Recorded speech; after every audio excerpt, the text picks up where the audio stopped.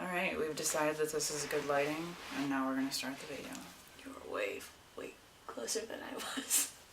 Alright, go ahead. What, I'm supposed to just start talking? Yeah, that's how we usually do. Okay, yeah. We're going in. It's not funny. When you say it's not funny, then it is funny. Yeah. Okay, so, dear future self. So for the last video, I was actually supposed to ask myself questions, but since I'm continue to be a nincompoop, or at least I was at the time, and maybe I'm not anymore, I just pretty much went through a bunch of information to like reminding myself, I guess, of like what I had been through, which was kind of weird. Yeah, you were just kind of going off, like, yeah, I basically just wanted to talk about my life, and I was like, yeah, the first video, myself as a good audience as any to. Yeah, the first video, I feel like we were both really good about asking questions, and I know these last two videos we're kind of like, just fuck it, we're just going in. Yeah. So I am gonna try to be a little bit more goal oriented with this one, in terms of like, you know, seeing if I've followed up on certain things. I really would like to answer questions. I want my future self to answer questions, which I didn't get to do with that last one. So anyway, it's alright, we won't hold it against her. She was only 22 at the time. Yeah, you know, it's weird, life how it is. I feel like things have kind of accumulated to a really intense degree, so much so that I'm easily overwhelmed. So just making this and sort of thinking about the topics that are involved in terms of what has happened and what I want to ask myself about, it's tough. It's tough to actually, like, it's tough to, it's scary territory, because there's a lot of fear around, and self-judgment, and you know, just general fear about the future, and just with everything I've been through, which I won't go over because I feel like that would just be kind of pointless, because I know, you know, myself, what I've been through. And I really want to live like that moving forward. I don't really want to dwell on the past. I want to, you know, as much as I possibly can, live in the moment and experience each moment as it is, and not try to like judge it into being something else, or, you know, create some sort of story out of, like, you know, what's brought it about or whatever. I just want to experience something, or experience what happens, and live in it, you know, because life is chaotic, and that's kind of something that I've learned. I still say a lot. Side note, next 5 years, stop saying That's not gonna, well, probably, yeah. I don't know about that. Yeah. Sorry. Keep going. It's fine. She is so terrible at jokes. I'm so much better at jokes than you are. I'm just saying. Like, I feel like doing that thing where I just, like, push throw you me or over something. Yeah. Through the room. Where I just except this time to your jugular. Oh. Let's not. That was a good move. No, like a whip. Whip. Anywho, future self. Do you love yourself? Like, that sounded nervous, me asking myself that. Do you honestly love yourself? Because that's something that you've really, really struggled with. And fucking do it, you know? Because you're so worth it.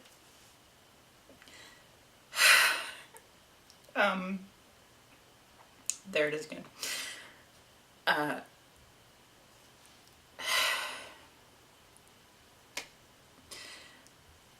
don't want to dwell too much.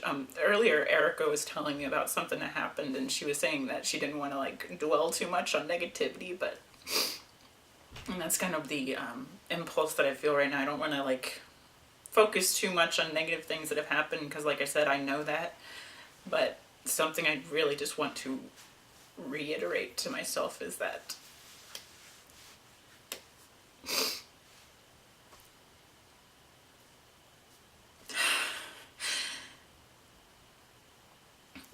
I deserve to be loved. So, yeah.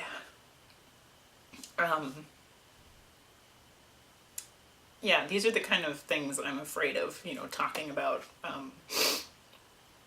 It's been a really rough past few years, and the most challenging I've ever faced.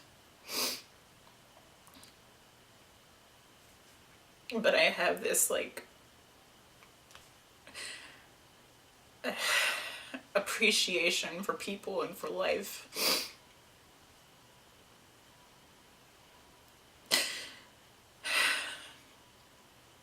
that can be kind of overwhelming, honestly.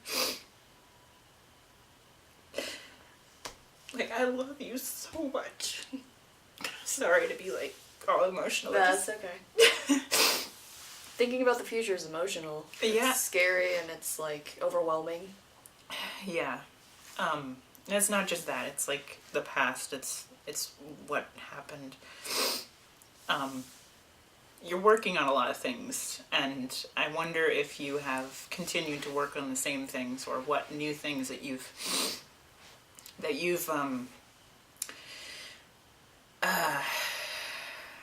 brought into your life and been able to integrate, and I don't know, just what new things what new space you're in, obviously right now I'm just kind of spiraling and struggling really hard. There's just so much in terms of, feeling like, feeling a really heavy burden of responsibility for my loved ones, and the role that I feel like I have to play in my family, with my relationships. One reason I appreciate Erica so much is because I don't have to be any certain person with her. I can just be the person I've always been and say anything I want to, and she always listens. You always listen. I don't know why I'm talking about you, but you're not like I'm not sitting right here. Well, you're talking, to your future self. So Yes. I guess in a way, Yeah. you're more focused on you, maybe. Yeah, So. yeah. And that's one thing that made me really emotional at first, was I've always struggled with prioritizing myself. And one thing that grief does is it forces you to prioritize yourself in a way that is excruciating, because you have to think about yourself. And if you don't, there are just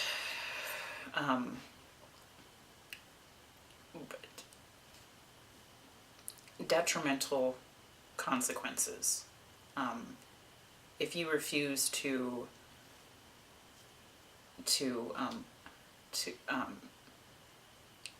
honor your emotions, and to honor yourself and to love yourself, then that's the thing. Yeah, I just really want to really reiterate, because that's where the most of my struggles have been coming from. So are you loving yourself? Have you continued your meditation practice that you started? Right now you're on day 42 of doing it, and have found a lot of benefits from it, and I'm sure you'll continue to find benefits, as it is my goal, has been your goal to it's weird to talk to yourself.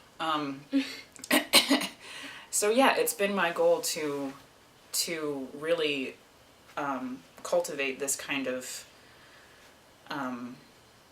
or to implement this kind of practice where I'm taking time for myself every day to just unwind and just to let go of everything except for raw experience. And often there are surprising things that come up when you sit down and let that type of thing happen. But often it's just normal, regular, shit that you think of constantly on a daily basis, that you're, in these neurotic kind of thought cycles. Which is okay too, it is what it is. Those are both kind of like the same, it just is what it is. And I don't want to struggle against that too much. So anyway, I'm kind of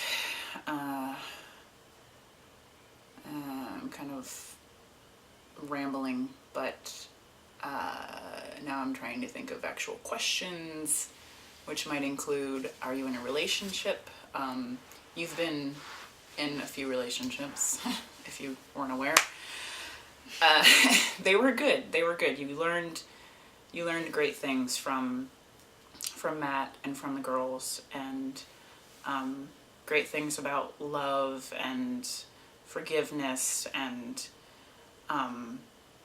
just purity and sort of like innocence and joyfulness and sort of experience, and also purity and anger and rage and frustration that you really had to work through so much, that I really honor you for getting through that, and for being as strong of a person that you were, and for trying your best for those girls. And it wasn't your fault that it didn't work out. It's something I've never really said to myself either, but that's true. That was a really hard thing to walk away from, but I think it was the right thing for you. So yeah, where are you at right now on your path? I don't want to expect anything specific out of you. I'm just curious if you, like I said, if you're continuing to love yourself, if you're continuing to honor, who you are, and to live every day as if it was your last. If you're continuing to be your beautiful self in every way that you can, every day, because you never know when it's going to be your last. You never know. And I don't want anyone to ever convince me that life isn't worth living, because it is. It's so beautiful. It's just, I mean, like, you walk outside and the sky is the most beautiful picture. I was thinking about this, and I've thought about it before. We look at photos and we look at like paintings and shit, but the sky is the most fantastic thing that you could possibly lay your eyes upon every day, and it's right there outside your door. I want you to keep those things in mind, and I hope you do. And like I said, take care of yourself, take care of your body, and I hope that you're still doing that. Health is really important, so it's never a bad idea to keep track of shit like that, and to love yourself in terms of what you're eating, in terms of like, and to just really have, I saw something on Instagram today that said eating right or eating well is a form of self-respect. And I totally am on board with that, because food is something that you love, that you're passionate about. Like you, Sarah, you absolutely love cooking, and you love the taste of food and all the different flavors and creations that can be that can be born from just ideas that you have about dishes and recipes. So I don't want you I want you to hold on to that in terms of like your relationship to food. It's okay to love food, yeah, I don't remember where I was going with that. I hope you're still journaling a lot. It's good to do that, and I know you love to. Although you don't have to do it every day, I think that's something I really struggled with, is having that attachment to it, where I feel like I have to do it as first thing when I wake up in the morning. It's like a way for me to get my thoughts out on paper, and it feels like so necessary that I have sort of these, and this could be another, you want to see some sweat, because this girl is Do you need that new fucking deodorant emotional. you got? No, I put some on. You should. Oh, I don't want to smell your armpits. I'm sorry. It's good though. No. It's that wonderful, heavenly shit that Meyer offered. Anyway, what was I saying? Yeah, it was like a last point that I wanted to make.